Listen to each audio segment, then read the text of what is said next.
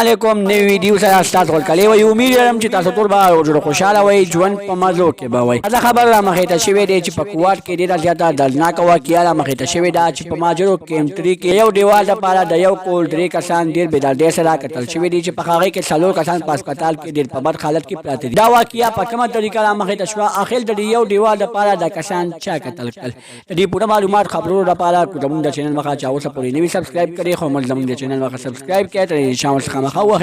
چې زموږ خبرونه معلوماتي ویډیو تاسو ته په اسانۍ سره ملاويږي کوټ ګمکول ماجرو کیمټري کې ډیره زیاته دردناک واقعه را مخې ته شوې ده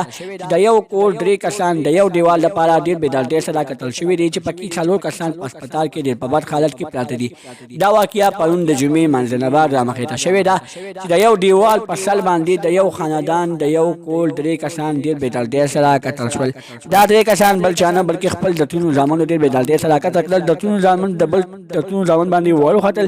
پاینګې په شورو کو درې کسان پکې قتل کړل او څلور زخمیان دي دوستانو هغه څلور هم د مرګ په خوله کې پراته دي دواګانې ورته کوي چې الله تعالی ولا صحت ورکړي کوټ کې په دغه کور باندې قیامت راغلی دی ابۍ ډېره زیاته جاري وایي موږ سره ډېر زیات ظلم شوی دی د نورې معلوماتي ویډیوګانو نه کوچري تاسو ځان خبرولو غواړئ زموږ د چینل مخه سبسکرایب کړئ تلویزیون څخه مخه وخې زموږ خبرونه معلوماتي ویډیو تاسو ته